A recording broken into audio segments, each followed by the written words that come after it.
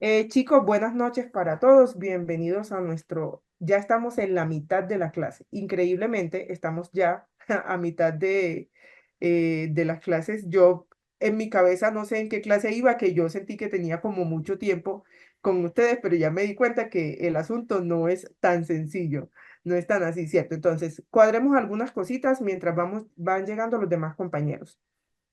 Eh, Primero, tenemos informe de lectura para el jueves. Entonces, yo voy a dar chance hasta el lunes. Si usted puede, haga su informe para el jueves, ¿cierto? ¿Por qué? Porque entre más tarde eh, va a ser peor, ¿cierto? Entonces, ahora, nosotros estamos mal acostumbrados a que dejamos las cosas para la última hora, pero eso no siempre funciona. Yo preferiría que los que puedan monten el informe el jueves. Yo no voy a cobrar ninguna penalidad, yo no voy a bajarle si usted lo entrega el lunes, pero el plazo máximo sería el lunes. ¿Qué pasa con eso? Resulta que nosotros estamos hoy en nuestro sexto encuentro. Entonces, tendríamos informes para el séptimo, tendríamos 8, 9 y décimo informe. Yo había puesto, perdón, décimo encuentro, yo había puesto las exposiciones para el encuentro número 9, pero no, lo voy a cambiar.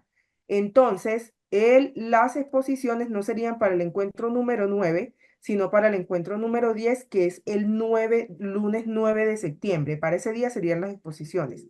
Yo, a más tardar, si puedo, mañana lo hago, pero a más tardar el jueves les estoy montando la información para las exposiciones y coloco las indicaciones.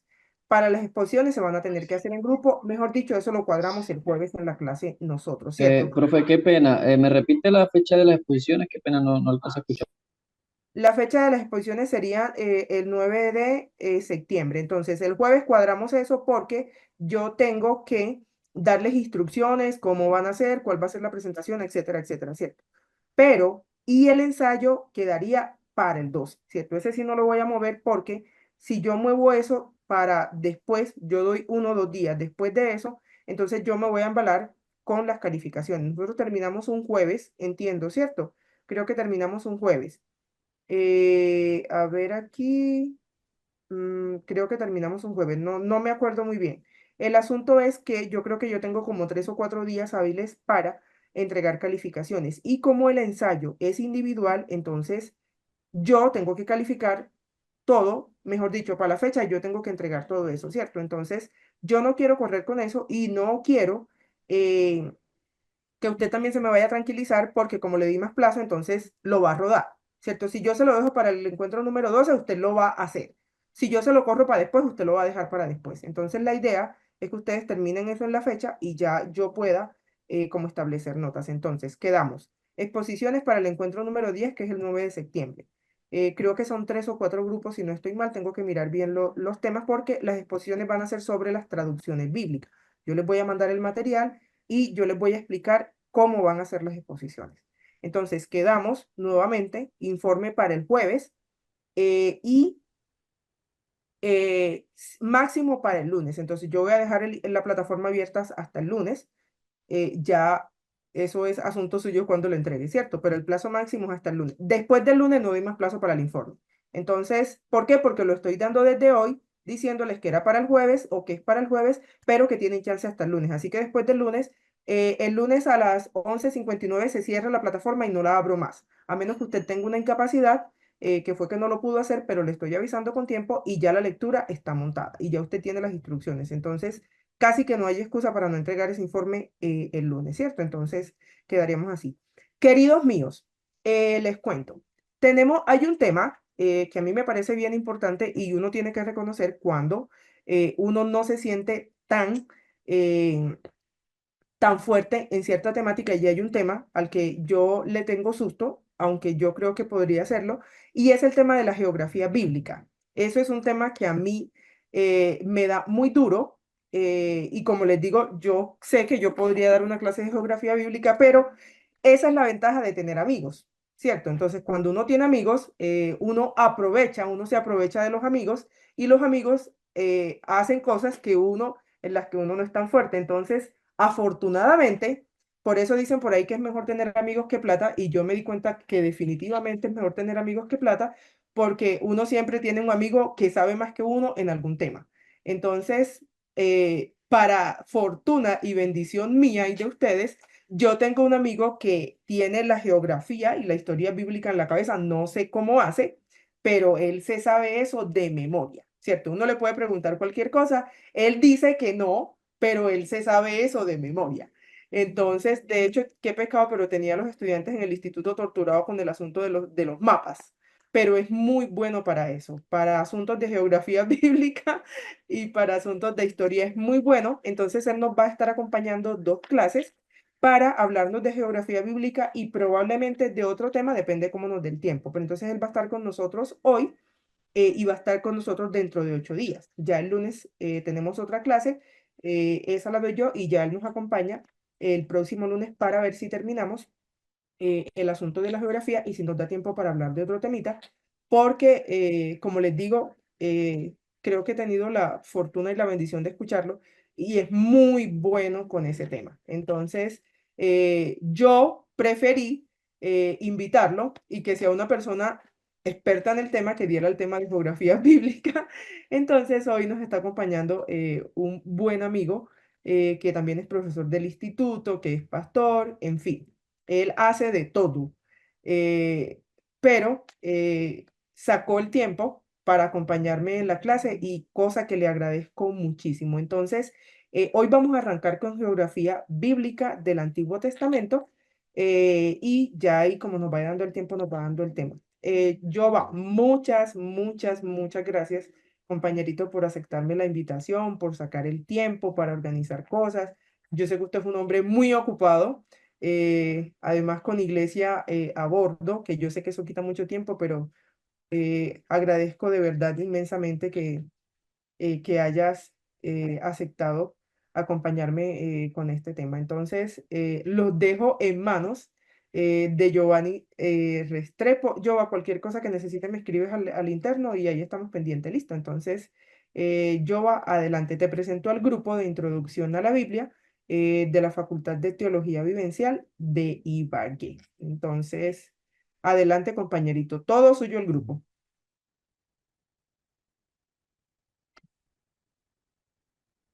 Micrófono, micrófono, Giova. Pues amigo, si lo prendemos de pronto funciona. Ah, ok. Lo que pasa es que Ah, le toca yo cerrar. soy bueno en historia, no con computadores. Sí, ¿Me escuchan? Sí, señor. súper Ok. bien. Es que tengo que transmitir desde el celular y desde el computador porque no soy capaz de hacerlo desde uno solo. Entonces, Ya me di cuenta. eso tengo un problemita ahí con el micrófono, con la cámara. No es mi fuerte. Buenas noches. Muchas gracias, Isa, por invitarme, por todas esas palabras de Alan. Hablas más bien de mí de lo que yo creo, pero bueno. Entonces vamos a compartir unas horitas, algo de Le- geografía. eh, Disculpe, se le escucha muy entrecortado. Ahí sí no sé qué hacer. Ahí se escucha mejor. Ahí se escucha mucho mejor. Cuando lo moviste, apenas. Mejor ahora. Sí, súper. Entonces voy a compartir pantalla. Vamos a trabajar un tema que es sobre la geografía y entonces para que estemos en materia. Vamos a ver aspectos geográficos de la Biblia y si nos da el tiempo, como bien lo dijo Isaura, su profesora, posiblemente traeremos algo del periodo intertestamento. Quisiera hacer un devocional para comenzar. Está en el Salmo 133 y me gustaría que alguno de ustedes me lo leyera para que demos inicio a esta clase. Alguien que me lea el Salmo 133.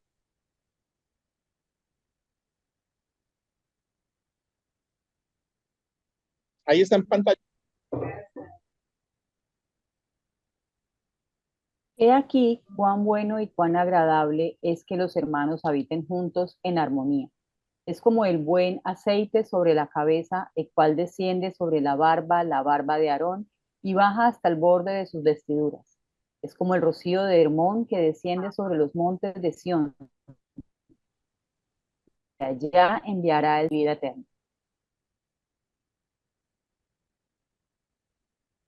Muchas gracias. ¿Qué les llama la atención de este salmo? Creo que es un salmo bastante conocido.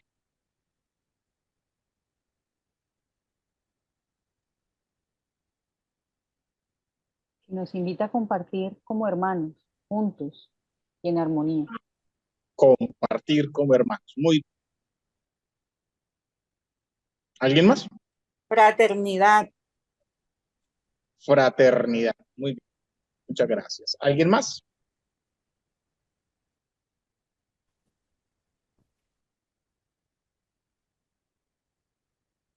Los caballeros también pueden participar, no hay problema.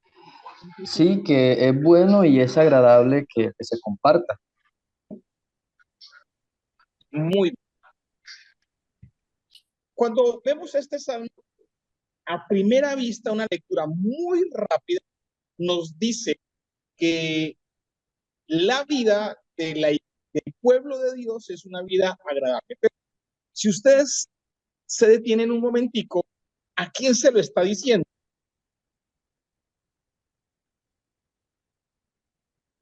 Si ustedes lo leen, la Reina Valera del 60,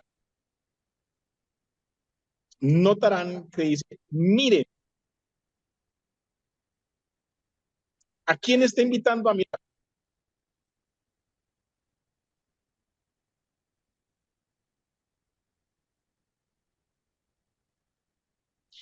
Yo hago las preguntas, ustedes tienen la respuesta, así funciona el ejercicio.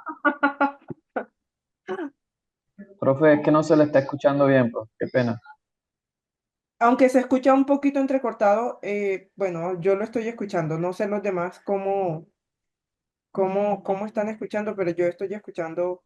eh, El sonido es deficiente, el sonido. Repita la pregunta. Bueno, ahí sí ya como con el plan del sonido sí quedó como sí, porque estás mejor. transmitiendo. Repita la pregunta. ¿Mejoró el sonido? Sí, repita la pregunta, por favor. Muy bien. Si ustedes leen el Salmo 160, el Salmo 133 en la Reina del 60, van a notar que dice, mira, o miren, o vengan y miren. La pregunta es, ¿a quién le está diciendo que miren?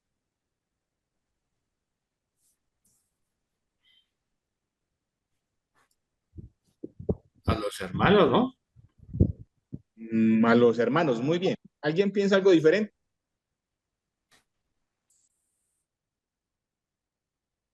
No, yo pienso también que es a los hermanos. ¿Sí? Muy bien. Primero que todo tenemos que ubicar este salmo. ¿Dónde está ubicado? El Salmo 133 es un salmo gradual. ¿Qué quiere decir eso? Que es un salmo que se canta mientras los peregrinos van marchando a Jerusalén a alguna fiesta judía. Entonces, cuando se dice, mira, vengan y miren, la invitación no es a los hermanos, es a los pueblos de alrededor que los ven marchar hacia Jerusalén. Es decir, le está cantando a los paganos. Vengan y miren. ¿Qué es lo que deben mirar los paganos?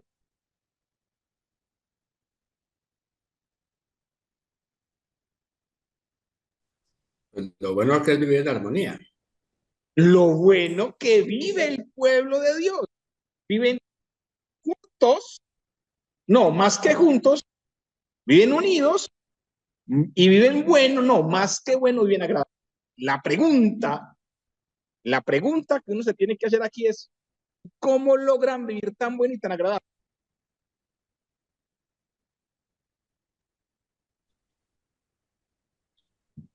Porque en medio de ellos está el Señor que envía su bendición. Muy bien. Pero ¿cómo lo hacemos para que nosotros podamos vivir así? ¿Cómo lo logramos?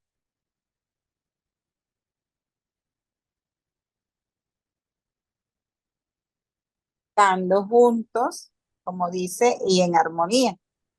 ¿Y cómo nos unimos? ¿Cómo No, logramos la armonía? ¿Cómo logramos la unidad? Bueno, con el respeto, con muchos valores que encierran al ser humano, sabiéndonos escuchar, sabiéndonos respetar, pues, creería yo. Muy bien. Quiero Porque que podemos estar notemos, juntos, pero si no nos respetamos, pues no hay armonía. quiero que notemos que el Salmo dice cómo. El Salmo dice es como el aceite que se derrama sobre la cabeza de Aarón y es como el rocío que desciende de los montes de Hermón. Aquí el salmista hace dos referencias, una litúrgica, que es la unción del sacerdote Aarón, y una que es geográfica, los montes de Hermón. Entonces, el ejemplo de la unción es que el aceite se derrama sobre la coronilla y eso baja por la barba y empapa los vestidos y eso es lo más agradable. O sea, que ustedes derramen 1 litro de aceite en la cabeza es agradable. ¿Hay algo más agradable que eso?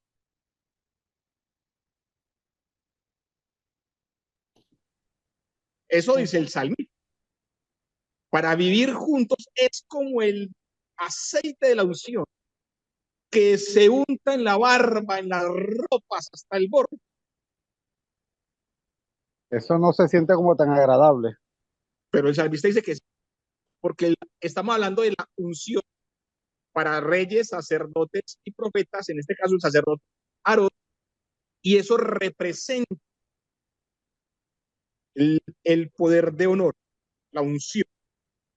Pero la unción no se queda en la cabeza, baja hasta el borde del vestido. ¿Y qué hace el rocío de Hermón?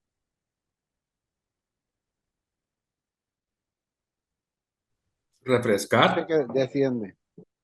Desciende hasta el monte de Sion.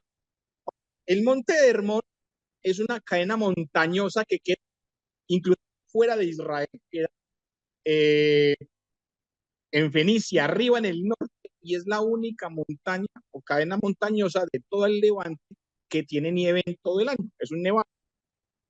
De ese monte sale el río Jordán, bueno, en realidad el río Paneas, que llega a ser el río Jordán, y trae toda la humedad hacia la tierra prometida, y de ahí depende la vida de los animales, las personas, las plantas. ¿Qué está diciendo el salmista? Para que podamos vivir juntos y en armonía, tenemos que ser como el aceite de la unción, que estando en la cabeza baja hasta el borde del vestido. Y tenemos que ser como el monte, como el rocío del monte de Hermón, que estando en el nevado baja hasta el desierto de Sion. Y si tenemos esa actitud, el que está arriba se hace igual de pequeño que el que está abajo, que el que tiene la unción se hace como el que limpia las bancas. Si el que tiene el poder se hace como el humilde, entonces ahí Dios envía la bendición y la vida eterna. ¿Me hago entender? Entendido, profe. Sí, señor. Ahora, con ese dato geográfico y con ese dato litúrgico, cambia la interpretación del texto. Totalmente. Totalmente cambia. Entonces, quiero con este salmo que notemos la importancia de entender la geografía cuando estamos estudiando el texto bíblico. Porque la Biblia nos cuenta y nos narra de lugares, hace referencia a lugares que para nosotros no son comunes. Todos ustedes son de Ibagué.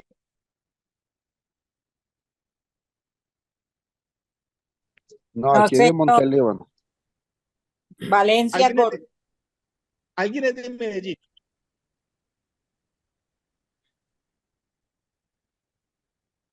¿Cierto? Si yo le digo a ustedes, hey muchachos, vamos para el Pan de Azúcar, ¿ustedes qué me entendieron? ¿Qué es un Que van panda por azul? una... Vamos para el cerro. Vamos para el va- cerro. Ah, ¿alguien yo conoce al entiendo, Pan de Azúcar? Vamos a un cerro. Vamos para Brasil. yo entiendo Ah, una panadería. muy bien, sí.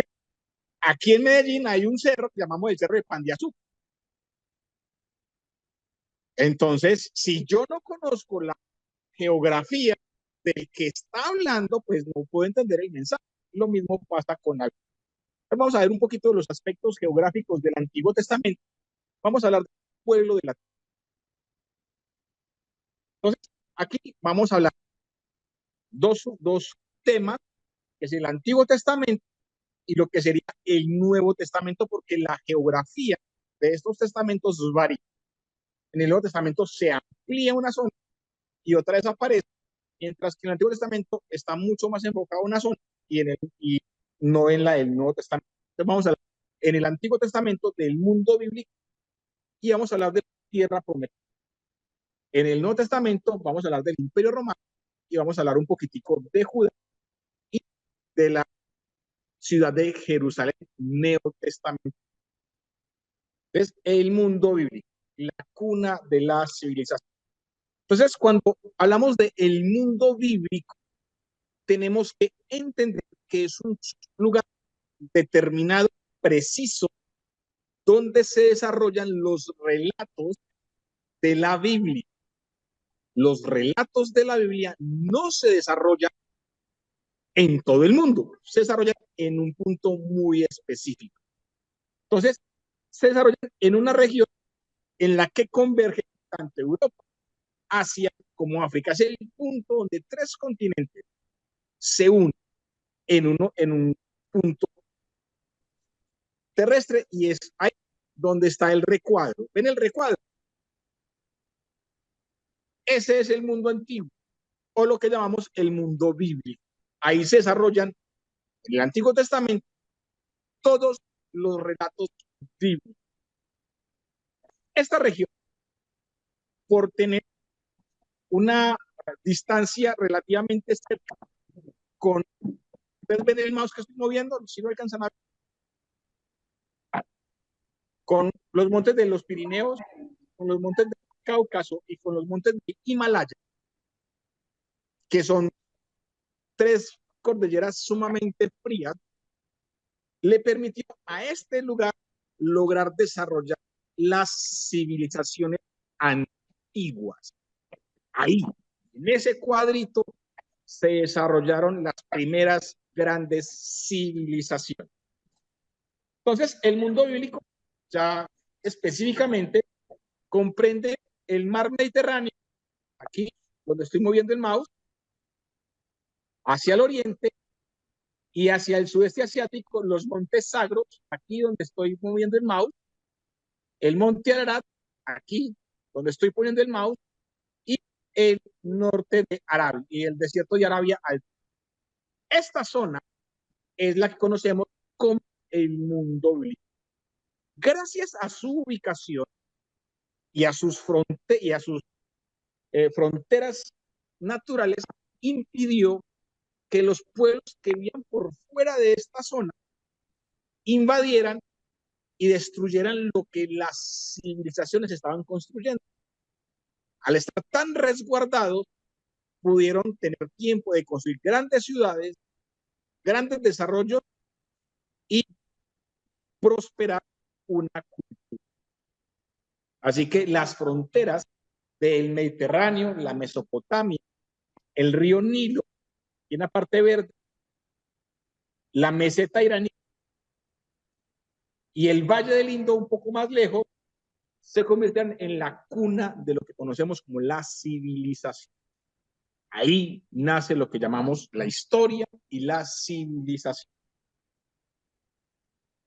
Entonces, las principales regiones que compusieron esta zona son el reino de Asiria, aquí en el norte de la Mesopotamia, Babilonia, hacia el sur de la Mesopotamia, la tercera dinastía de Ur, mucho más al sur, Egipto, esta zona verde, y lo que para nosotros es la tierra prometida, la zona en azul. Ahí se desarrolló todo lo que es la civilización. ¿Preguntas hasta ahí?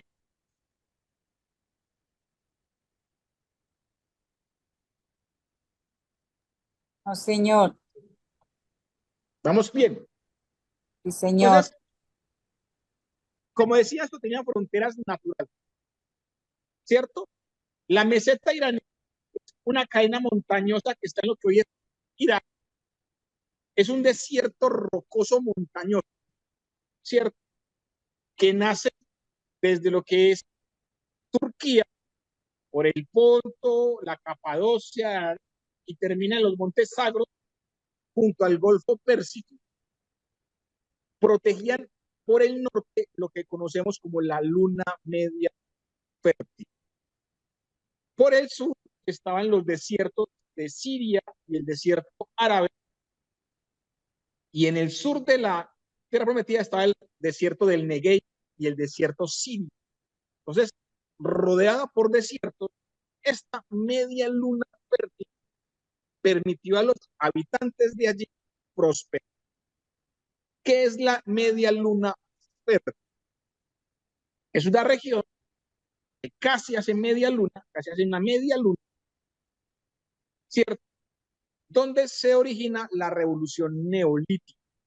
O sea, donde el ser humano dejó de usar piedras y empezó a hacer herramientas, más tarde de bronce, de cobre y finalmente de hierro, ¿cierto? Esta zona, rodeada de desiertos, tiene la ventaja que tiene varios grandes ríos.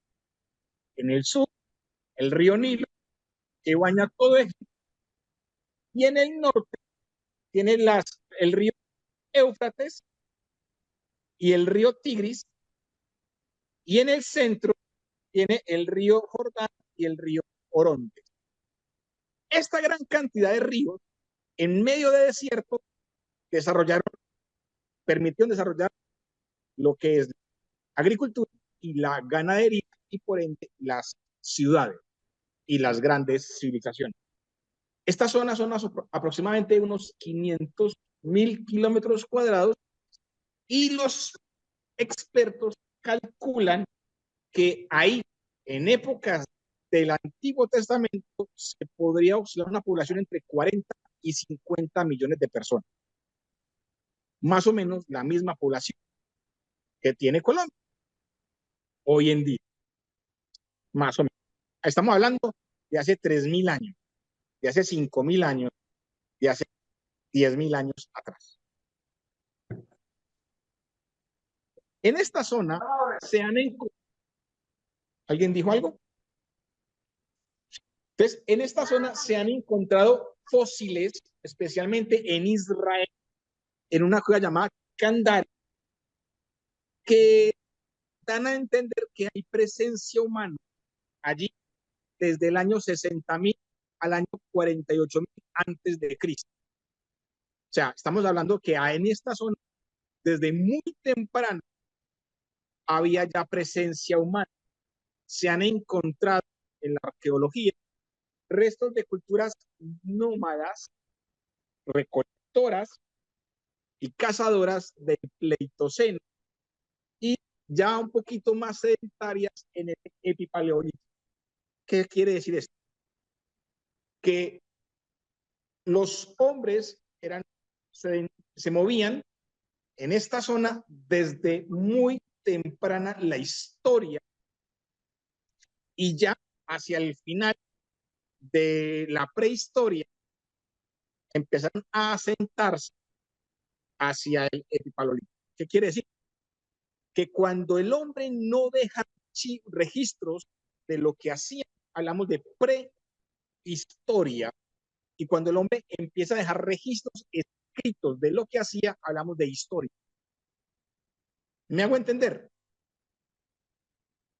Entonces, cuando tenemos un registro histórico, leemos lo que hacía y eso es historia, pero cuando no lo tenemos, los arqueólogos se buscan de vasijas, flechitas, cerámica para decir cómo vivir, para tratar de construir lo llamamos antes de la historia. Y aquí es en esta región rodeada de desiertos, pero con abundante agua, que el hombre desarrolla la agricultura ya el hombre empieza a cultivar y empieza a ser ganadero o la ganadería. En vez de ir a cazar, pues domesticamos animales, los tenemos aquí y no tenemos que movernos para cazarlos, sino que vivimos con ellos y consumimos cuando los necesitamos. Así se desarrolla entonces la civilización. El hombre deja de ser cazador, ¿cierto?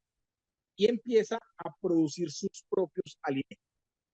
El hombre deja de ser recolector y empieza a producir sus propios cultivos. Eso hace que deje de ser nómada y se empiece a asentar, al principio por breves periodos y finalmente construyendo lugares o asentamientos fijos. Entonces se construyen ciudades, se hacen objetos de alfarería, se descubre la metalurgia, el manejo de los metales, se desarrolla la escritura y ya el hombre es civilizado.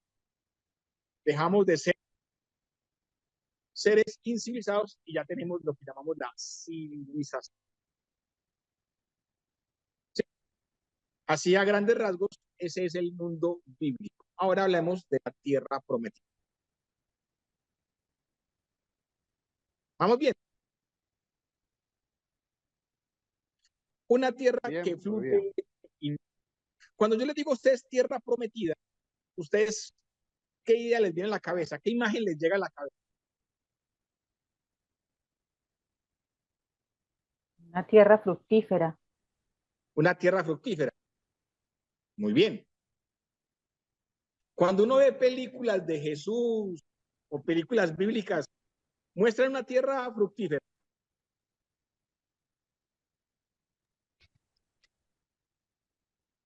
Que no. Muestran un peladero, ¿cierto? Muestran en un monte y un desierto ahí. Muestran como un desierto. Muestran un peladero. Muy bien. Pero la Biblia dice tierra que fluye leche y miel. Es uno como que tiene que ver, ¿qué pasó? ¿Es un peladero o es una tierra que fluye leche y miel? Entonces vamos a ver un poquitito. ¿Ves? En este mundo bíblico tenemos que encontrar lo que es la tierra prometida, ¿cierto? Como dije, hay grandes ríos, el Nilo, que es el segundo río más largo y el tercero más caudaloso del mundo. El Éufrates y el Tigris, que también son grandes ríos, pero el resto es desierto. ¿Ves? ¿Dónde queda la tierra prometida? Es una franja de tierra entre el mar Mediterráneo y el desierto arábigo. Ahí, ese cuadrito, esa es la tierra prometida. Dentro de ese gran mundo bíblico, ahí queda la tierra prometida. ¿Cómo la ven? ¿No es Gaza? ¿Cómo? ¿No es Gaza lo que corresponde a ese cuadrito? Es la franja de Gaza, pero también es Israel. ¿Sí? La franja de Gaza es el rinconcito más pequeño de todo.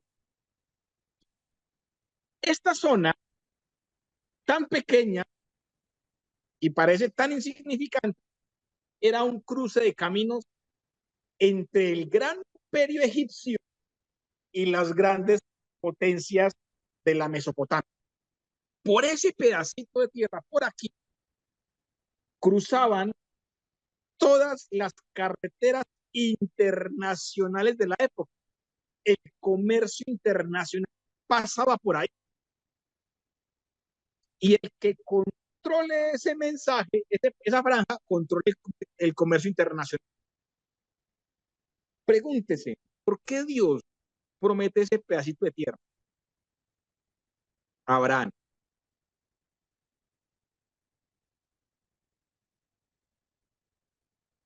¿Por qué no les dio Egipto, que tenía abundante agua, que tenía una gran civilización? ¿Por qué? O la Mesopotamia. Lo que ofrecía era tierra con leche y miel, sea la que fuere. Sí, pero ¿por qué esa? ¿Por qué no otra? Porque como dijo usted, el que estaba ahí controlaba absolutamente todo lo que pasaba. Yo Benito. creo por el punto estratégico que tiene alrededor al Muy bien, sí, es un punto estratégico. El Profe, comercio pasa por Internet. yo digo que eso lo decimos ahora porque usted nos está diciendo y sabemos ahora que ese es un punto estratégico. Pero antes que usted lo dijera, yo desconocía esa verdad. Entonces debe haber algo más allí, además de de que sea un punto estratégico. Debe haber algo más ahí de fondo. Claro que hay algo más. ¿Cuál es el papel del pueblo de Dios?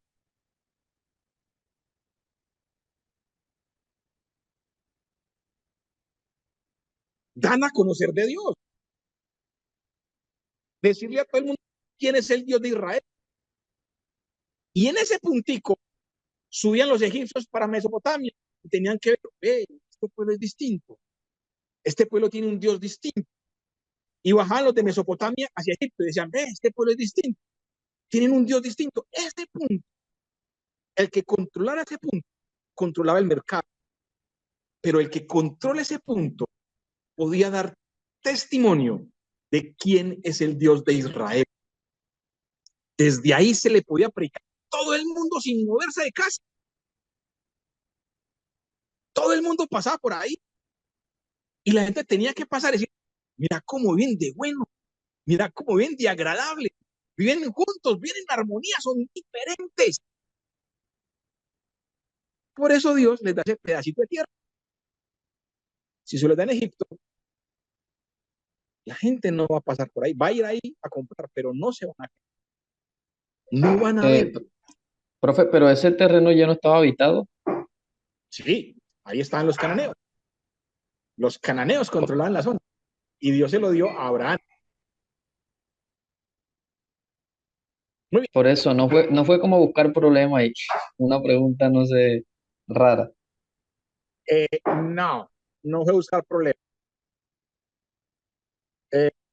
Ampliaría el tema si estuviéramos viendo panorama del antiguo, pero estamos viendo de toda la Biblia, entonces no me queda tiempo para explicar eso, pero aunque ya está controlado, también tenía un enfoque teológico. Los cananeos vivían igual que los egipcios y que los mesopotámicos. Israel tenía que ser diferente. Por eso las leyes del vestido, de la comida, de los tatuajes, de la afeitada, del motilado, tenían que ser diferentes en todo, a lo que había antes y a lo que hay alrededor. ¿Sabes?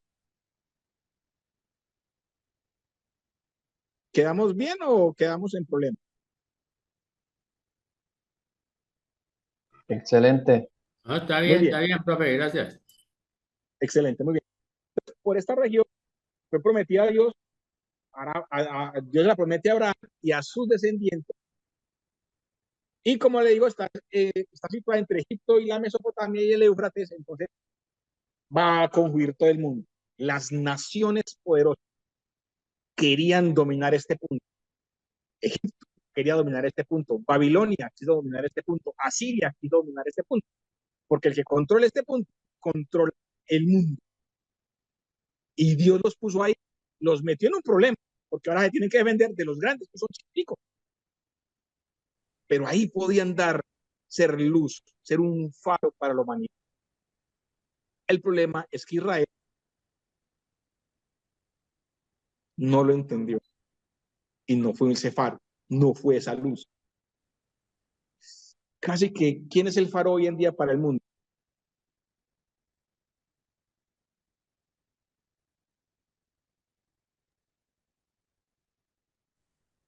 Los no judíos, ¿Quién es el faro hoy para el mundo? nosotros, Dígalo en primera La persona. iglesia. Dígalo en sí, primera persona. yo, Yo soy el faro. Yo tengo que ser la luz del mundo. Yo tengo que ser la sal. Y en la iglesia somos un montoncito de luces, un montoncito de sales, no salados, sino sales, que tenemos que dar al mundo quién es Jesús. Y el problema es que podemos cometer el mismo error que cometió Israel. Y nos encerramos en los edificios, en las iglesias, y nos iluminamos al mundo. Pero eso es para otra materia, no para eso. Vamos a ver la tierra prometida desde la topografía. ¿Cómo es la tierra prometida desde la topografía? La tierra prometida se divide en 5 accidentes geográficos que corren la tierra de norte a sur. De norte a sur van estos 5 accidentes geográficos. Entonces aquí tenemos un mapita. Ustedes pueden ver este puntico blanco que tengo aquí señalando con el mouse. Aquí hay un puntico blanco, ¿sí lo alcanzan a ver?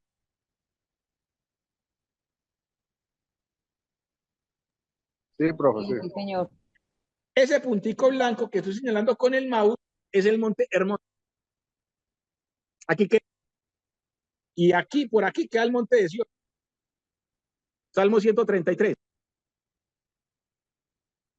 ¿Ven lo que tiene que recorrer el rocío? Desde Hermón para dar vida en el monte de Sion. Bajar al desierto. Y allí envía Dios la bendición. ¿Listo? Pues el primer accidente geográfico es la llanura marítima. Y como su nombre lo indica, es una llanura que está al lado del mar. Esta llanura bordea el mar Mediterráneo desde el norte, aquí a unos 2 kilómetros de espesor, hasta el sur, que tiene unos 48 kilómetros. Esta misma franja es lo que dije ahorita, la franja de Gaza. Aquí en el sur de la franja, esta llanura es la mejor tierra de la región. Está ahí el mar, tienen todo el mundo marítimo, es plana, es fácil de defender, pasan las principales carreteras, esa es la mejor zona. ¿Sí? Y, y ahí se establecieron los filisteos, que fueron un problemita para los judíos y el pueblo de Israel. El segundo, el segundo accidente geográfico se llama la Cefela. La Cefela es una llanura, una colina levemente inclinada, no es una montaña, tampoco es una sabana. Si ustedes ven este cuadrito que tengo aquí en pantalla, aquí está la llanura costera, que es casi que al nivel del mar, y hay una pequeña inclinación, se llama la Cefela.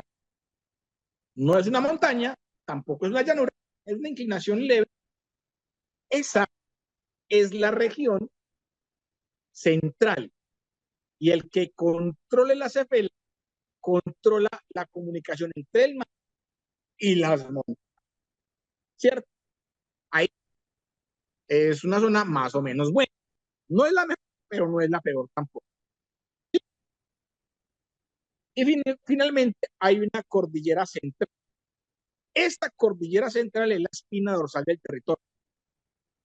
Viene desde la Galilea, al norte viene la Galilea, pasa por el lado del mar de Galilea, se interrumpe en el valle de Jezreel, ahí está, y empieza otra vez en el monte. Ahí se me escapa el nombre de este monte. Bueno, el monte Tabot, y arranca hacia el sur, más allá del mar Muerto.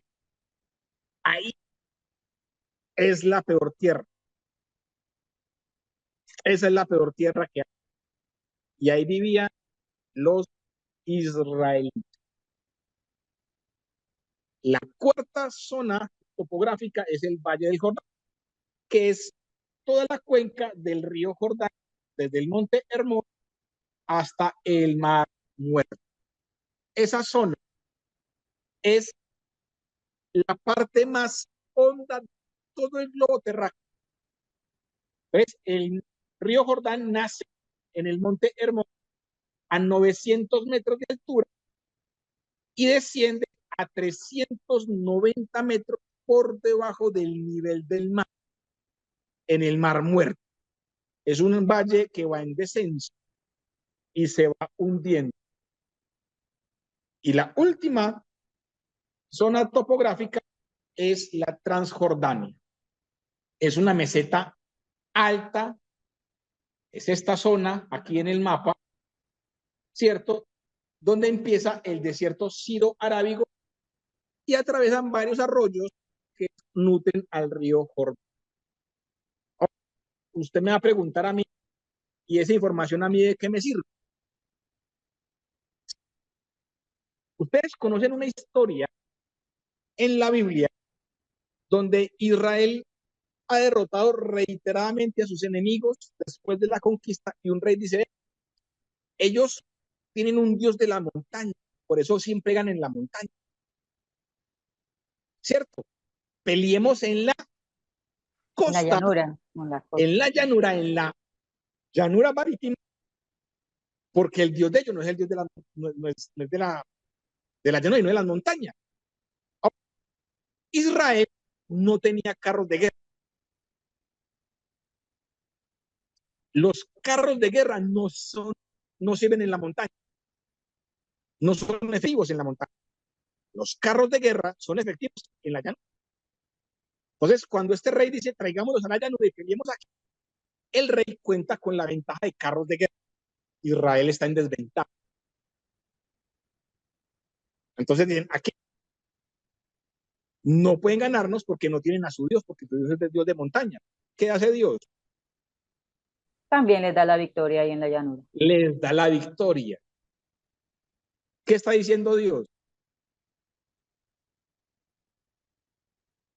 Yo soy Dios de montañas, también soy Dios de valles. Yo soy el Dios de todo. Que Él Y es es un muy Dios interesante. todoterreno. Es un Dios todoterreno, excelente. Isaura, esa va para el repertorio mío. Dios todoterreno. Cuando los pueblos dicen, tenemos la ventaja de los carros, tenemos la ventaja de los caballos y tenemos la ventaja del Dios de la sabana, Dios derrota al Dios de la sabana, Dios derrota a los caballos y Dios derrota a los carros de guerra.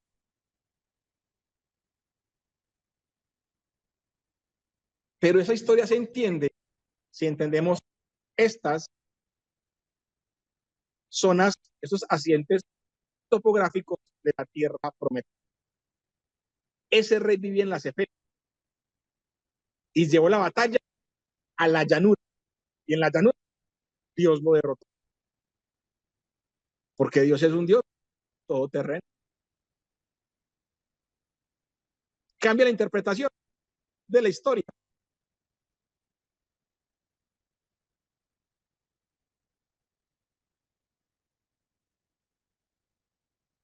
Preguntas hasta ahí.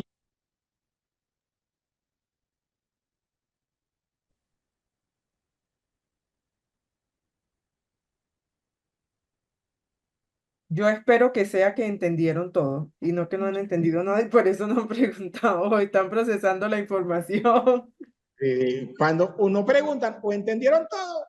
o no entendieron nada. Sí, yo espero que haya sido la primera, que entendieron todo y que están procesando también. Vamos a terminar aquí el Antiguo Testamento en la geografía del Antiguo Testamento para pasar a la del Nuevo. Pero Bueno, necesito que usted perdón. me digan, sí, Pero esa tierra, pues, era fructífera, ¿sí?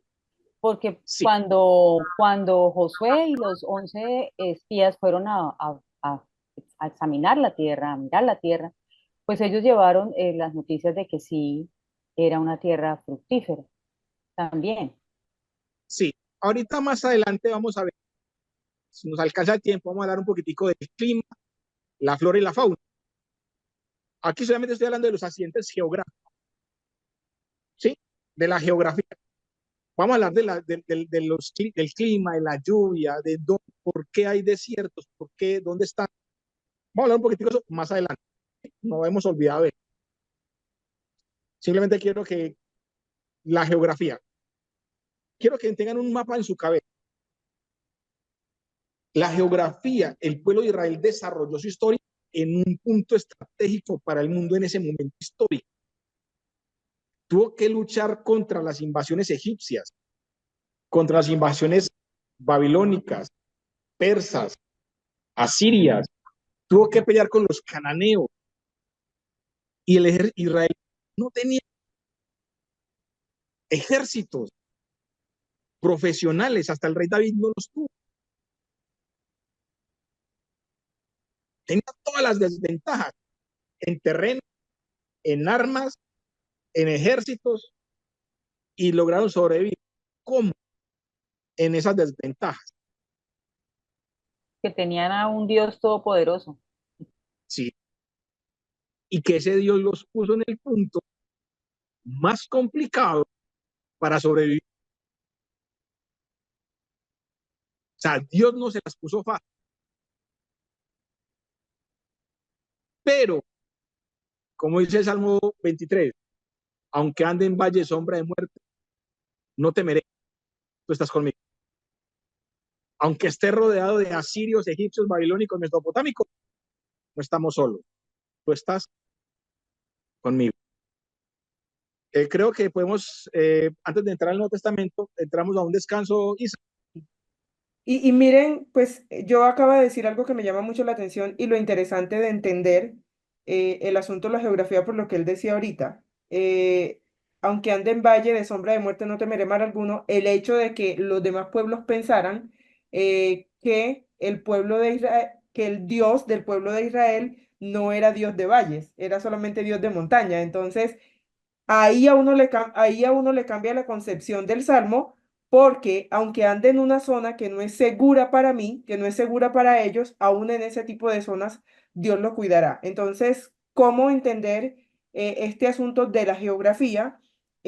¿Cómo entender todo lo que él estaba explicando ahorita con relación al salmo? Y ahora que él dijo eso, pues uno siempre lee ese salmo y uno entiende que es que Dios lo va a cuidar, pero pensarlo desde el punto de vista del pueblo de Israel, entendiendo que los demás creían que Dios no tenía jurisdicción, por decirlo de alguna manera, fuera de las montañas, eso es otra cosa, porque era lo que él decía ahorita y la frase que acuñaron por ahí, que Dios es un Dios todoterreno, que no solamente los iba a guardar en las montañas, sino que aunque andara en valle de sombra de muerte, no iba a temer mal alguno porque Dios, así como estaba con ellos en las montañas, también estaba con ellos en los valles. Entonces, definitivamente, sí se entiende de otra manera entender este asunto de la geografía. Bueno, chicos, nos vamos a descanso 7:10, perdón, 8:10 en punto. Los espero aquí para que continuemos. Listo, entonces ya nos vemos. Sí. ¿Qué significa la palabra Belén? Casa del pan. Casa de pan. ¿Cómo así que en la panadería no hay pan? En Belén, casa de pan, no hay pan. Hay hambre. ¿Cuántos de ustedes están casados y tienen hijos? Yo. Levanten la mano. ¿Cierto? Si usted no consigue comida aquí en Colombia, si usted no consigue trabajo aquí en Colombia para sostener a su familia, ¿usted qué hace? Buscarla en otro lado. Búscalo. ¿Cierto? Tenemos un venezolano aquí en el grupo. Emigrar. Emigrar, ¿cierto? Tenemos un venezolano aquí en el grupo. No. ¿Por qué estamos tan llenos de venezolanos aquí en Colombia?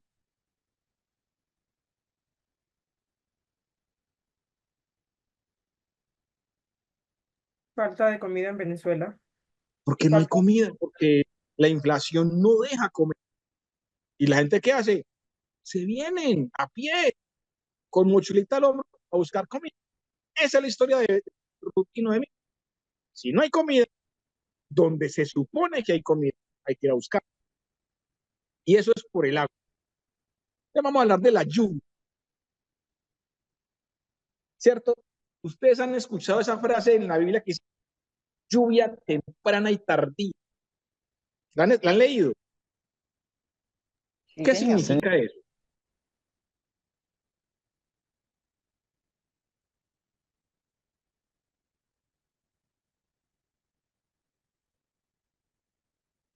¿Qué significa lluvia temprana y tardía?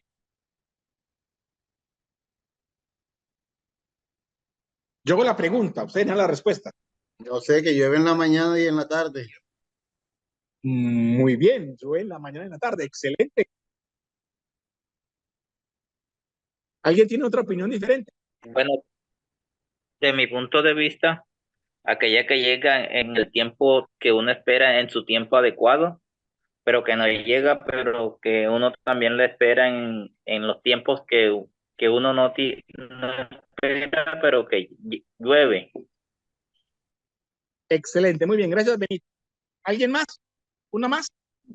La lluvia que cae en los tiempos específicos para la cosecha.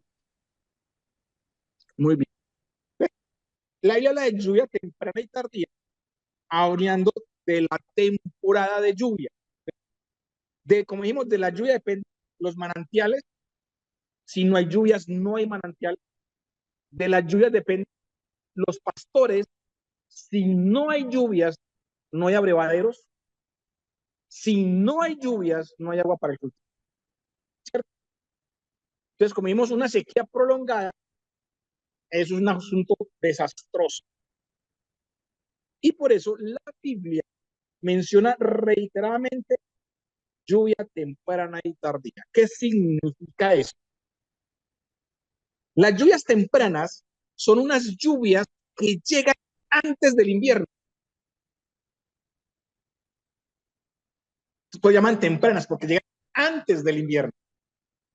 Estas lluvias no son torrenciales, son lluvias esporádicas, son lluvias suaves, pero que humedecen la tierra, la ablandan y los agricultores hacen barbecho más fácil porque la tierra está blandita. ¿Me hago entender? Pues preparan la tierra, la pueden arar, sembrar la semilla para cuando llegue la temporada de lluvias, todo esté listo. Si no llega la lluvia temprana, al agricultor le toca mucho más difícil porque tiene que romper la tierra cuando la tierra está muy dura. Antes de las lluvias tempranas te llegaban fuertes vientos y la temperatura caía un poco. Ya para los meses de abril o principios de mayo llegaban las lluvias tardías. ¿Cuál es la lluvia tardía? La lluvia que llega después del invierno. Terminó la temporada de lluvias, hay un espacio y llega una lluvia tardía. Esta lluvia ayudaba a terminar de madurar los frutos que no habían madurado durante la temporada de lluvia. Ayudaban a que los últimos granos de trigo, de cebada, de uvas, de lo que estuvieran sembrando, pudieran madurar y tener una última cosecha para soportar todo el verano, toda la primavera, hasta la nueva temporada de lluvia. Es decir, tanto la lluvia temprana y tardía eran símbolo de bendición. Dios manda la lluvia temprana para bendecir y Dios manda la lluvia tardía para bendecir. Una bendición adicional a la temporada de lluvia. ¿Preguntas hasta ahí?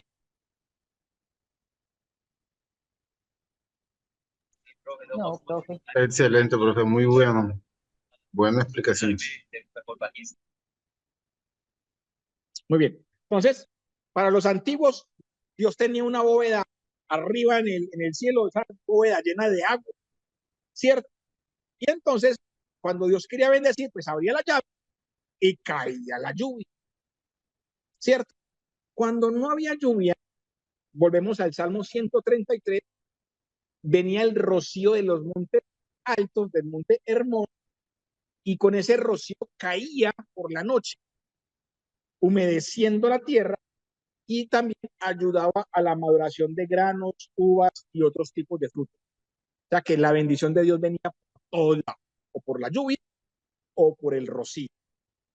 Por eso el salmista del Salmo 133 dice, es como el rocío hermoso que refresca, que trae vida al desierto.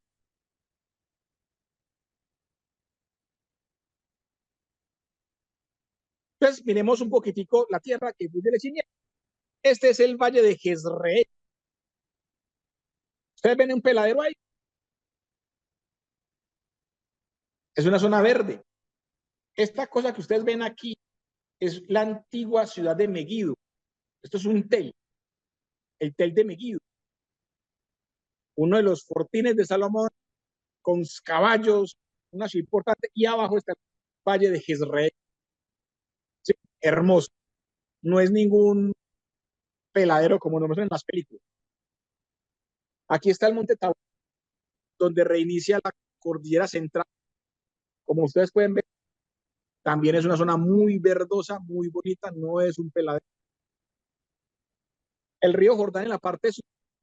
Uno dice que el río Jordán tiene partes, pues como se dice, caudalosas, pero también en temporada seca es, uno la brinca de un lado a otro. No es tan imponente. ¿Se acuerdan la historia de del general de Damasco? Tengo la memoria. Namán, Namán, ¿Cómo? como Namán, que no estoy tan Naamán. equivocado también. Y él dice, vaya en el Jordán. No, hay ríos más buenos en mi tierra. Es el río Jordán. En unos lugares, pues no en todos lugares. Así. Y ahora, no quiero hablar tanto de la fauna, no me interesa. Voy a volverme para el Nuevo Testamento. Como vamos de Nuevo Testamento.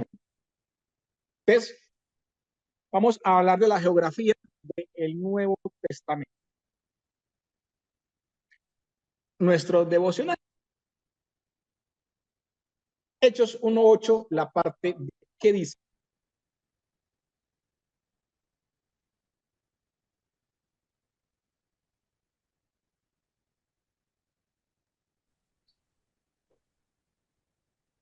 Me serán testigos en Jerusalén, en toda Judea, en Samaria y hasta lo último de la tierra. ¿Me serán qué? Testigos. ¿Qué es testigo? ¿Qué es un testigo? Alguien que certifica, algo que... Alguien que certifica. Muy bien.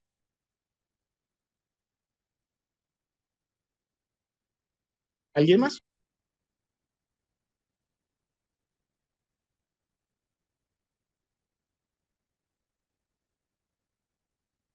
Alguien que da testimonio. Alguien que da testimonio. Sencillo. Alguien que vio o oyó un acontecimiento. ¿Cierto? Un carro se llevó un peatón. Ah, yo lo vi. Yo puedo ser testigo. ¿Qué le está diciendo Jesús a sus discípulos?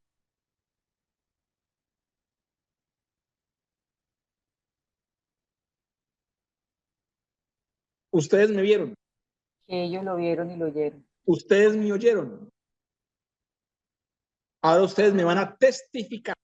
Van a hablar de lo que vieron y oyeron de mí. ¿En dónde?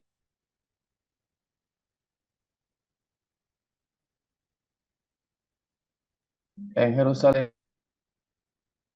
En todas partes. Donde usted Todo vaya. el mundo. Sí, Donde usted esté.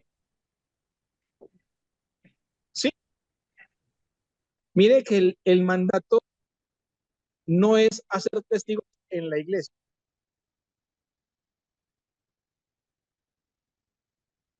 Es hacer testigos en lugares geográficos. Jerusalén, Samaria, Judea, cualquier lado, hasta el último rincón de la tierra. Nuestra obligación es, pero es que yo no vi a Jesús. Yo sí ya no estaba, estoy viejito, pero hasta por allá no llego. Y entonces, ¿qué testimonio voy a dar?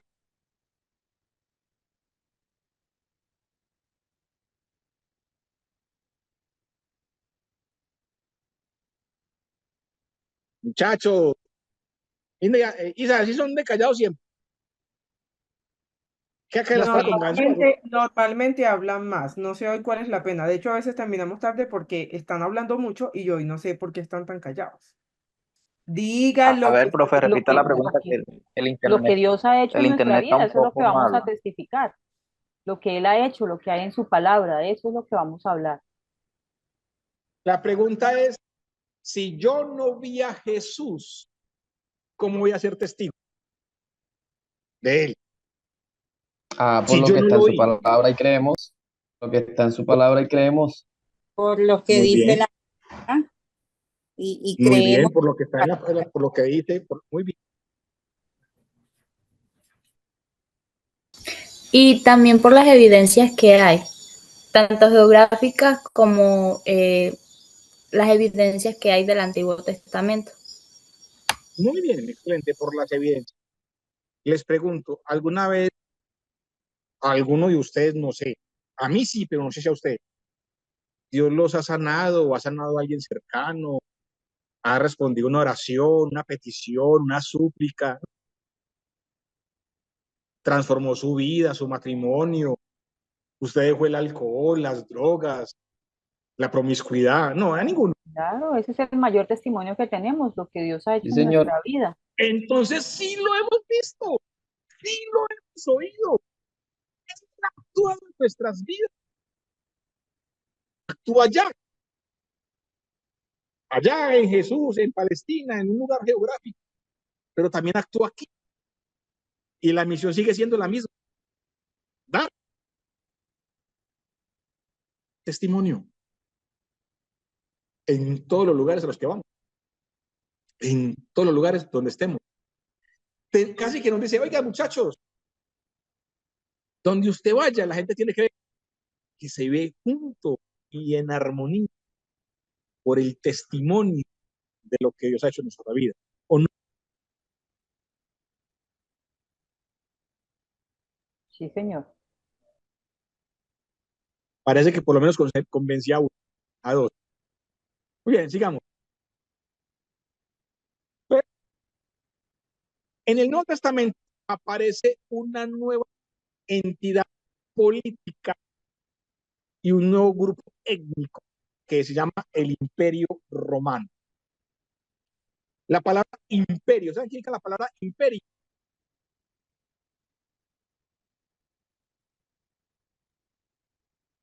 Que es un emperador. ¿Saben qué significa?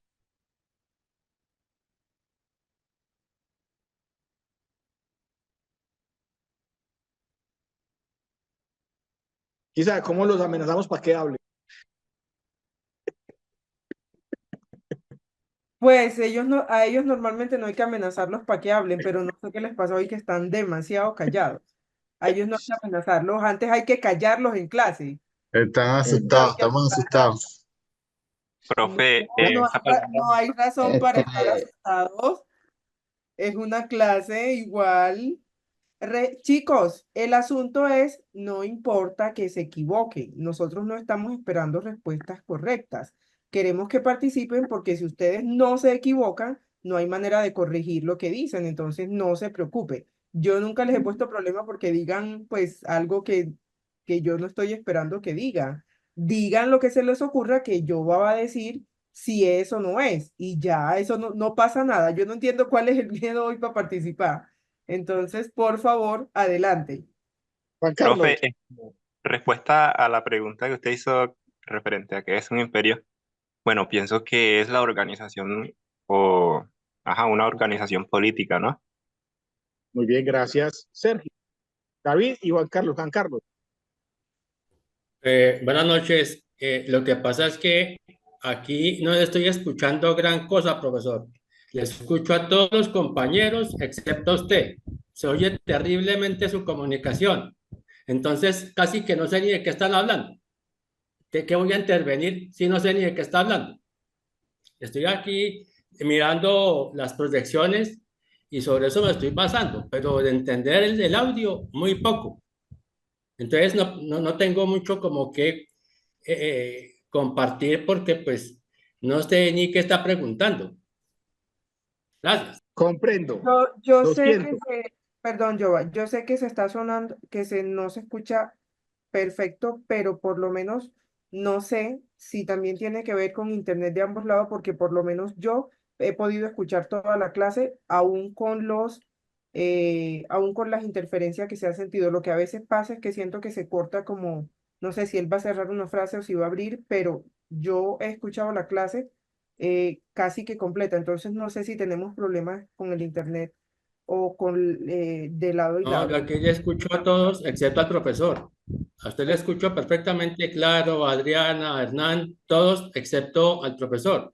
Yo lo Entonces, estoy pues ya escuchando ni bien. modo, porque ahí no podemos hacer nada, entonces ya que pues los que de pronto escuchen bien, que puedan participar, porque no sé qué está pasando, por lo que les digo, yo he escuchado toda la clase, a excepción de pronto algunos cierres y algunas aperturas que sí siento, pero no sé, entonces ya ahí con eso sí no podemos hacer nada, así que entonces... sí, que participen los que puedan entonces, porque ya ahí sí no sé qué Sí, más. lo siento. Realmente, pues a mí se me sale de las manos. Yo me Sí, estoy claro, en la y a mí oficina porque también aquí eso. tengo mejor internet que en mi casa, Y es que, pero ahí sí ya no sé. como les digo, yo estoy escuchando, entonces no sé qué está pasando, eh, pero bueno, ya son cosas que a uno se le salen de la mano y que no podemos como controlar, entonces los que estén escuchando mejor y puedan participar, entonces hagan. Ojalá la grabación quede buena para que Juan Carlos la pueda Sí, escuchar a eso es lo que le estoy apuntando, y que la recuperar lo grabación que no se quede bien, resolvió. Y que la lo grabación siento, quede bien. de verdad. Sí, ya ahí sí, Juanca, qué pena, La pero ya. palabra, Profe, Ah, ¿alguien dijo algo? profe, Eliana, e incluso hay veces que la imagen está quedando pausada también. lo siento, realmente lo siento. No sé qué puedo hacer ahí. Ojalá Dios quiera que sí quede bueno el video para uno repetir la clase, porque igual yo soy igual que el hermano también, estoy Ya, adivinando ya prácticamente. tocaría, ya tocaría de pronto en la grabación, por lo que les digo, ¿cierto? No sé si como yo la estoy grabando, pues yo la escucho, pues bien, como les digo, con entrecortes y todo, pero yo la escucho bien, entonces probablemente como yo la estoy grabando, de pronto acá se escucha mejor. Entonces, sí, son cosas que desafortunadamente ya uno no puede controlar, entonces sigamos e intentemos. Intentemos así. Exacto, sí. Sigue Entonces, yo, va. la palabra Profe, con emperador, respecto, profe, no, con respecto a lo del imperio, para mí es un conjunto de naciones que ejercen poder. También puede ser lo que para muy mí bien. sería. La palabra emperador literalmente significa vencedor. Sí, el emperador es el vencedor y el imperio es la entidad política de los vencedores. Entonces, cuando hablamos de un imperio, hablamos de el que domina porque venció, porque ganó. Sí, eso es un imperio, el camino de los vencedores. Entonces, el imperio romano podemos definirlo como una entidad política que dominó el mundo mediterráneo durante el inicio del cristianismo, ¿cierto? Entonces, el término imperio romano designa a los territorios conquistados y controlados por Roma. Pero el imperio romano no llegó a, a existir de la noche a la mañana. Fue un largo proceso de luchas, de guerras y de conquistas. Entonces, para hablar un poquitico de los antecedentes, hablemos de cómo surge Roma. Roma tiene tres momentos históricos. El primero de ellos es la Roma monárquica, como siempre había en todos los reinos. tenía un rey. A esa Roma monárquica la reemplaza la República Romana, donde ya no había un rey, sino que gobernaba un senado. Y a esa la reemplaza el Imperio Romano, donde un general se denomina vencedor, imperator, y se establece el imperio. ¿Me hago entender? Sí, señor. Muy bien. Entonces, el Imperio Romano, ustedes ven este mapa mundo, domina las regiones que van desde el Océano Atlántico hasta el río Éufrates, desde lo que hoy es Inglaterra hasta el desierto de Arabia. Toda esta zona fue dominada, controlada por los vencedores romanos, los imperatos, el imperio. Roma llegó a ser una entidad política que controlaba 54 provincias, entre las que eran imperiales, administradas por el emperador, y las que eran senatoriales, controladas por el Senado. Las más importantes fueron Egipto, Grecia, Hispania, lo que hoy es España, y Asia Menor, lo que hoy es Turquía. Esas fueron las más importantes. Roma, para hacer lo que logró hacer, se caracterizó por tener una calzada romana. Ustedes han escuchado el dicho, todos los caminos llevan a Roma. Sí, señor. Muy bien. Ese dicho se debe a este sistema de carreteras. Roma construyó carreteras para vertebrar el imperio. Estas carreteras tenían un solo propósito, y su propósito era la rápida movilización de tropas. Roma no construyó carreteras para otra cosa que no fue transportar soldados de manera rápida de un lado a otro para defender o conquistar nuevos territorios, ¿cierto? Pero hechas las carreteras, por esas carreteras empezó atrás a recorrer el comercio. Los comerciantes se iban por todas las carreteras llevando y trayendo sus mercancías. También por esas carreteras se fueron los que llevaban la cultura romana a otros lugares a enseñar la cultura, las creencias, la organización romana a todo el mundo. Pero también por esas carreteras caminaron los grandes predicadores itinerantes. ¿Cuál fue el gran predicador itinerante del Nuevo Testamento? Juan el Apóstol Bautista. Pablo. Pablo. Ah, Pablo también. usó esas También. carreteras para predicar el evangelio. Ojo, las carreteras se pensaron para la movilización de tropas, pero el comercio, las ideas y el evangelio las utilizaron, ¿cierto? Eran rápidas, eran cómodas y eran seguras para su época. ¿Listo? Otro aspecto importante, la geografía del mar Mediterráneo, es el Mediterráneo. Los romanos lo llamaban el Mare Nostrum, nuestro mar, ¿cierto? Para el imperio fue clave. Gracias al imperio romano, al Mediterráneo, el imperio romano conquistó toda la cuenca del Mediterráneo. No había una playa en el Mediterráneo en la que no hubiera presencia romana. Conquistar el Mediterráneo a Roma le costó dos grandes guerras.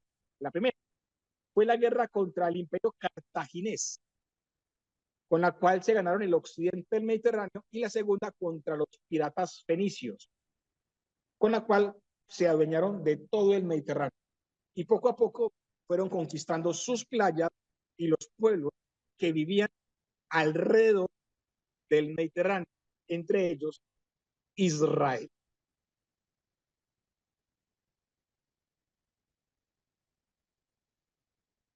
Por eso entonces los romanos llamaban el Mare Nuestro. Nuestro mar, prácticamente el Mediterráneo, era lo que yo llamo la piscina privada de los romanos. Todo Mediterráneo le pertenecía a ellos. Eso sería como lo básico en cuanto a Roma en la geografía.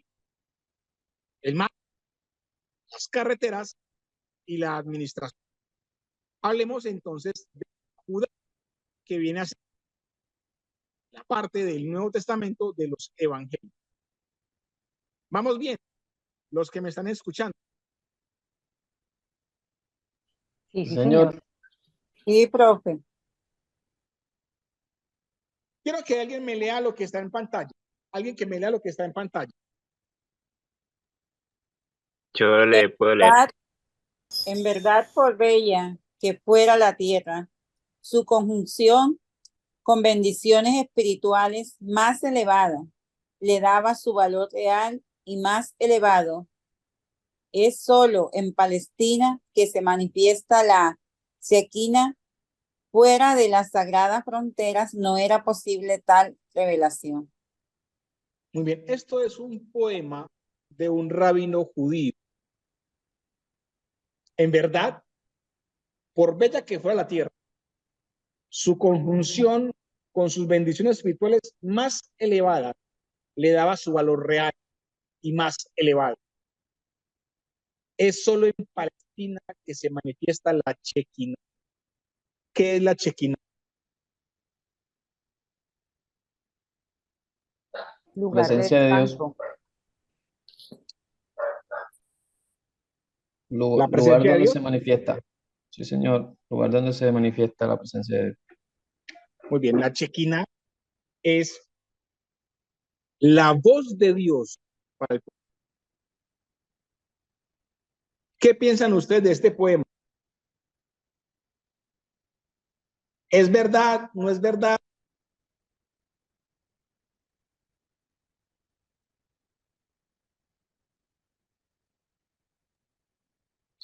Sí, a pesar de que la tierra fuera muy, muy bonita, muy fructífera, muy buena, lo que le daba, lo que la resaltaba, lo que la hacía mejor era la presencia de Dios allí. Era Muy bien. la voz de Dios. Muy bien, gracias, Adrián. ¿Alguien más?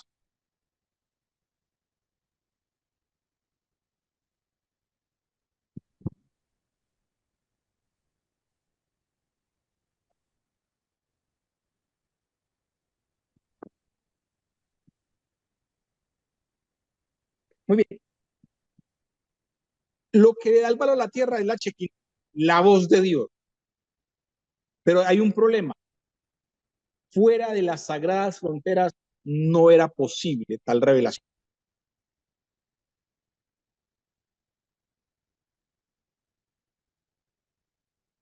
Lo que está diciendo este rabino judío es: Dios solo habla aquí.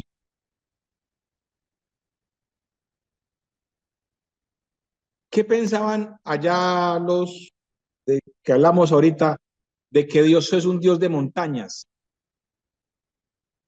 ¿Qué estaban haciendo con Dios? Lo estaban subestimando. Lo limitaban a las Lo montañas. limitaban, exacto. No estaban haciendo lo mismo los judíos.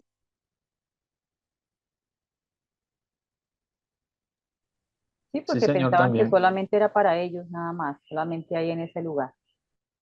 Solamente aquí habla Dios. Fuera de aquí, Dios no habla. Y resulta y acontece que Dios habla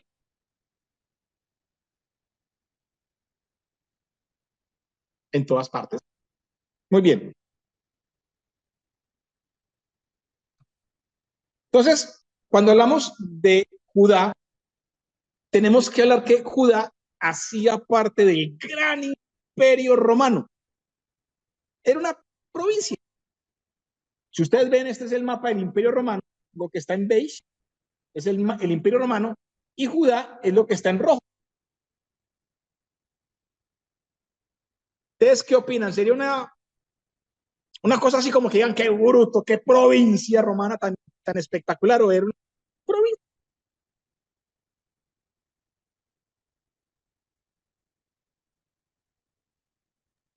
Muy pequeña, muy pequeña. Es pequeña. Ahora, en el Antiguo Testamento, Israel era lo que dije yo, la encrucijada de los caminos. Pero ya en el Nuevo Testamento, la navegación estaba muy desarrollada. Ya el comercio no es vía terrestre, es vía marítima. Llevaban trigo de Egipto a Roma y no tenían que dar la vuelta por Turquía, pues iban simplemente en barco de Egipto a Roma. De Cartago, que queda en África, hasta Fenicia.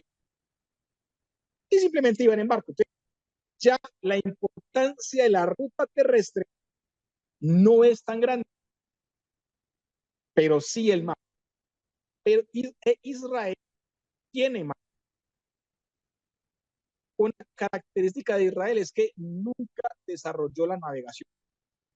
Fueron los fenicios, fueron los egipcios, fueron los griegos, fueron los romanos, pero Israel nunca desarrolló la navegación, que hubiera sido algo importante para la predicación del Dios de Israel. Entonces, Roma llega a Israel, a Judá, hacia el año 63 antes de Cristo, con el general Pompeyo, quien recibe la solicitud de dos aspirantes a la corona de Jerusalén para que los ayudaran. Aristóbulo y su hermano Hircano le piden ayuda a Pompeyo, y eso hace que Pompeyo vaya a Jerusalén y se adueñe de Judá. El territorio entonces de Judá, después de que Pompeyo lo conquista, queda adscrito a la provincia de Siria, y el procurador de Siria la divide en varias subregiones políticas. En la época del rey Herodes, Judá se dividía en un reino independiente bajo la tutoría romana. Roma no era provincia, Judá no era provincia de Roma, era un reino independiente bajo Herodes. Porque Herodes había negociado con Roma que lo dejaran ser rey, pero obedecía a las órdenes romanas.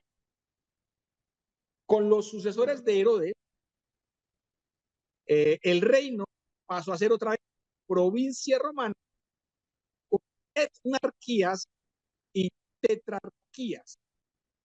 Ustedes no han leído que es el etnarca o el tetrarca. ¿Saben qué es un etnarca? Un etnarca es un rey de una etnia o de un pueblo. Entonces, Herodes era el rey de la etnia de los judíos o del pueblo de los judíos. Y un tetrarca es un gobernante, una cuarta parte de un reino. Entonces, los romanos cogían un país, lo dividían en 4 y a cada partecita le colocaban un etnarca, un tetrarca, o cuando estaba en completo la etnia, etnarca. Entonces, Palestina la dividieron en regiones. Las más importantes, Judea, que es la que nos interesa, Perea, Samaria, Galilea y otras más allá como Iturea, Fenicia, Decápolis, Córite, Iturea y otras que no son importantes para nosotros. ¿Qué es Judea? Judea es la parte meridional, más al sur de la Palestina, y tenía al norte a la región de Samaria y al sur el desierto nabateo árabe. Judea era básicamente la antigua tribu de Judá y el reino de Judá del Antiguo Testamento, en la parte geográfica, ¿cierto? Se le llamó Judea en época del Imperio Persa.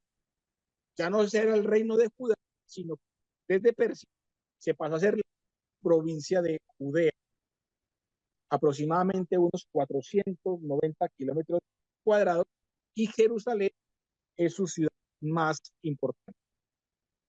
La que está en el norte, en la parte meridional norte, es Samaria. Y Samaria va desde el valle de Jezreel hasta el río Jordán y hasta la llanura del mar Mediterráneo, aproximadamente 660 kilómetros cuadrados de norte a sur y 50 kilómetros de este a oeste. Samaria tiene muchas montañas muy elevadas, lo que hacía que fuera una región muy aislada de Judea y de Galilea, pero tenía un suelo muy fértil y buenas lluvias durante casi todo el año, lo que hacía que fuera una zona muy deseada y muy cotizada. En el Antiguo Testamento, el rey Omri creó la ciudad de Samaria y desde eso toda la región se llama Samaria. Voy a terminar con Galilea porque se nos está acabando el tiempo y creo que seguimos para la próxima clase. Jesús tenía la costumbre de no pasar por Samaria, como lo hacían los judíos. Los judíos evitaban pasar por Samaria. Lo que hacía un judío cuando tenía que ir de Judea hacia Galilea era que bajaba hasta Pérez, subía y cruzaba, siendo Samaria la ruta más corta. Pero por lo menos en el Evangelio de Juan se nos registra que Jesús pasó una vez por Samaria y se encontró a la mujer samaritana. Los discípulos también obedecen esa ordenanza de Jesús de pasar por Samaria.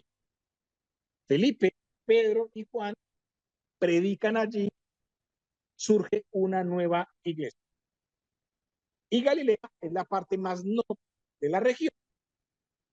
Y era posiblemente un derivado de una palabra que diga Galil, que significa círculo. Y es un territorio más o menos pequeño, donde la mayoría de los que vivían en Galilea eran gentiles. Yo no sé si ustedes han leído que Galilea de los gentiles es una forma peyorativa. A los judíos de Judea no le gustaban los judíos de Galilea, no los querían. ¿De dónde era Jesús?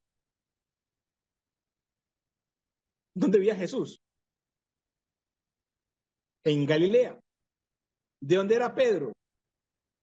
De Galilea. O sea que no era Jesús, no escogió la mejor zona para escoger sus discípulos, de lo que nadie quería. Allá escogió Jesús sus discípulos. Entonces, Galilea proporciona un hogar a Jesús y a sus discípulos y fue su primer campo misionero. La mayoría de los eventos de los evangelios se narran en Galilea.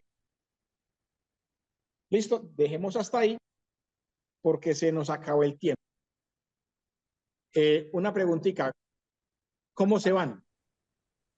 Los que escucharon la clase. de escuchar, qué pecado, sí. Con demasiada información.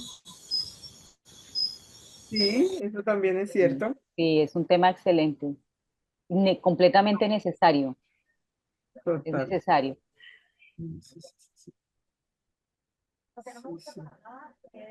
Bueno, Isa, te entrego tus alumnos. Amigo, gracias. Nos vemos dentro de 8 días entonces. Esperemos que entre 8 días el internet esté mejor. Sí, la verdad sí, porque qué pesar. Pues son cosas que, como les dije, uno no puede controlar, pero qué pesar porque definitivamente son temas que hay que entender. Los animo a escuchar la grabación. De pronto, en la grabación, como les dije, yo que la estaba escuchando acá y de pronto como yo estoy grabando, la he escuchado mucho más clara. De hecho, pues le cogí como el hilo a la clase, entonces los animo a escuchar la grabación. Y si Dios quiere, nos vemos dentro de 8 días con Jova. Eso no quiere decir que no hay clase el jueves, claro que hay clase, pero seguimos con otros temas porque él solamente nos puede acompañar este lunes y el que sigue. Entonces, amigo, de verdad, muchas gracias, muchas gracias. Creo que se comprobó lo que dije, que tienes la historia, la geografía bíblica literal en la cabeza. Entonces, pensarlo en la forma en cómo lo explicas, entenderlo de esa forma, con ejemplos, le va ayudando a uno a entender cositas. Entonces, es mucho mejor. Muchas gracias. Bueno, para Eliana, No me pudieron escuchar, lo siento, ¿no? Se me sale mi la... tranquilo, no te preocupes, pero yo sé que con la grabación de pronto van a poder este, escucharla mejor. Bueno, para los que no estuvieron la clase pasada, para Eliana y creo que Carlos, no sé si hay otro más y si ya hay otro, entonces ya usted hace la actividad. La semana pasada hicimos... Profe, yo sí estuve. No sé a qué Bueno, Carlos se refiere. solamente estoy diciendo para los que no estuvieron la clase pasada. Eh, Nosotros hicimos una actividad sobre géneros literarios, entonces trabajaron en grupo. Entonces, Eliana y Carlos, que no alcanzaron a estar en la clase, Carlos no estuvo al final de la clase, Eliana no pudo estar en la clase. Si hay algún otro, entonces ya eso lo cuadran entre ustedes. Hicimos un trabajo de géneros literarios que tienen plazo hasta el jueves para montarlo, ¿cierto? Entonces, para Eliana, Carlos, van a escoger el libro de Joel, el libro del profeta Joel y van a responder las siguientes preguntas. Ojo, solamente es para que los que no hicieron la actividad o los que no alcanzaron a hacer la actividad en clase la semana pasada. Los demás ya ustedes armaron su grupo, yo les había dado la información de una carta a un profeta y un libro narrativo, ¿cierto? Entonces, esto es solamente para los que no alcanzaron a hacer la actividad en clase, hasta donde yo tengo entendido es Eliana y Carlos. Si hay otro más, entonces ya cuadran eso entre ustedes. Entonces, libro del profeta Joel. Ese va a ser el libro para hacer el trabajo. Listo. ¿Cuál van a trabajar ustedes? Van a trabajar el género profético. Las preguntas son las siguientes. Entonces, por favor, tomen nota. ¿Quién es el mensajero escogido por Dios?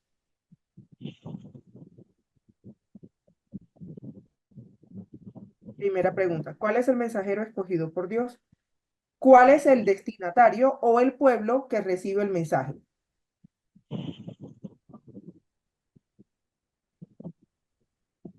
¿Cuál es el destinatario o el pueblo que recibe el mensaje? Primera, ¿quién es el mensajero escogido? La segunda, ¿cuál es el destinatario o el pueblo que recibe el mensaje? Tercero, ¿cuál Ok. es el mensaje? Tercera pregunta, ¿cuál es el mensaje para el pueblo?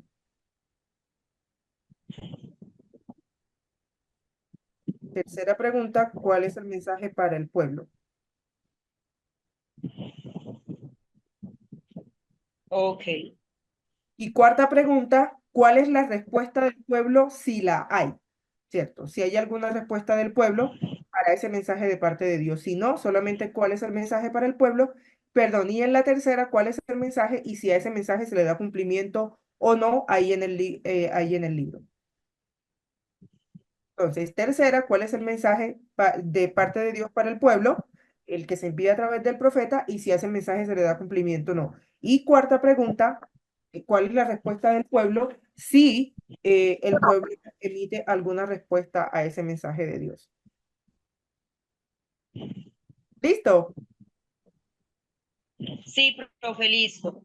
Listo. Bueno, recordar algunas cositas antes de irnos. Chicos, para los que de pronto se conectaron más tardecito, el informe de lectura es para el jueves, ¿cierto? Pero como es para el jueves, algunos me estuvieron diciendo acerca de la fecha.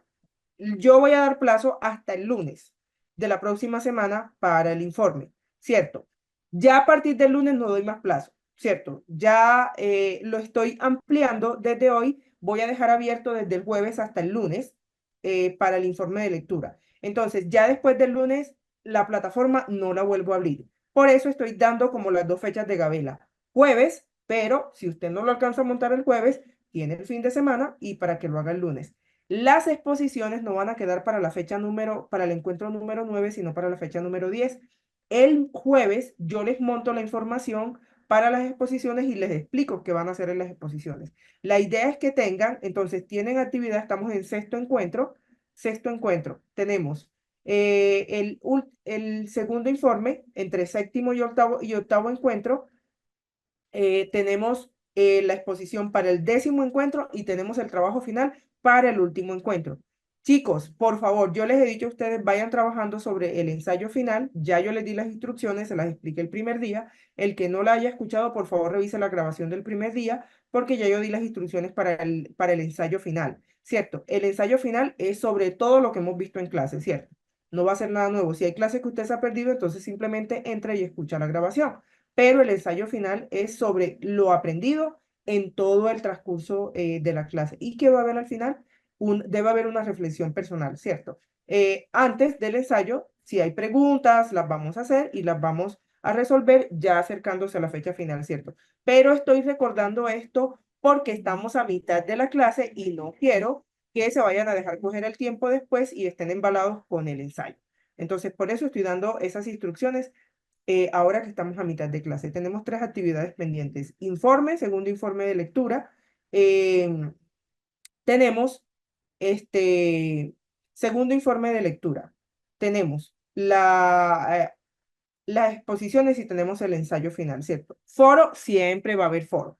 ¿Por qué siempre va a haber foro? Porque es una manera de que usted de alguna manera reaccione a la clase. Entonces, al igual, recuerden que el foro de la semana pasada lo tenemos hasta el jueves. El foro de la clase de hoy lo tenemos hasta el próximo lunes. Entonces, tiene hasta el próximo lunes para montar el informe de lectura y para montar el foro de esta clase. Recuerden que la participación en el foro es un párrafo corto. Ahí yo les puse qué es lo que van a hacer en el foro. Es un párrafo corto, es algo sobre la clase. Entonces, apenas yo agradecería no, la sugerencia es, como tiene la información fresca, revise el foro y escríbalo, así sea, de pronto tome notas en otra parte, así no lo vaya a escribir de una vez en el foro, pero aprovechando que tiene la información fresca. Yo sé que a muchos les va a tocar escuchar nuevamente la grabación, pero con eso yo les aseguro que van a sacar la información. Ustedes saben que yo no coloco foros complicados, ni que tengan que investigar, ni nada. Es solamente sobre la clase. Entonces, para que tengan eso en cuenta. Para el lunes de la semana siguiente o hasta el lunes tenemos foro y tenemos entrega de informe de lectura. Exposiciones, fecha número 10 y entrega de ensayo final, fecha número 12. ¿Estamos claros con eso? ¿Sí? Listo. Chicos, que Sí, Dios les bendiga, que pasen un Amén. excelente resto de semana. Nos vemos el jueves si Dios quiere. Ya vamos a tratar otro tema y si Dios quiere el próximo lunes nos volvemos a ver con Yoba. Yoba, de nuevo, muchas gracias por aceptarme la invitación y por acompañarnos con este tema que es tan vital en la Biblia y que a veces lo pasamos de largo y nos perdemos de la riqueza de entender la Biblia por la geografía. Me parece que es sumamente importante y creo que cuando nos perdemos eso, nos perdemos muchos detalles. Entonces, queridos míos, que Dios los bendiga y nos vemos el próximo jueves, si Dios quiere. Feliz noche Bueno, para todos. Feliz gracias. noche, Buenas noches. bendiciones. Compañeros, buenas noches. Buenas noches para todos, chicos. Cualquier duda, cualquier inquietud, ya saben en el foro. ¿Listo? En el foro, no, perdón, en la plataforma de Moodle.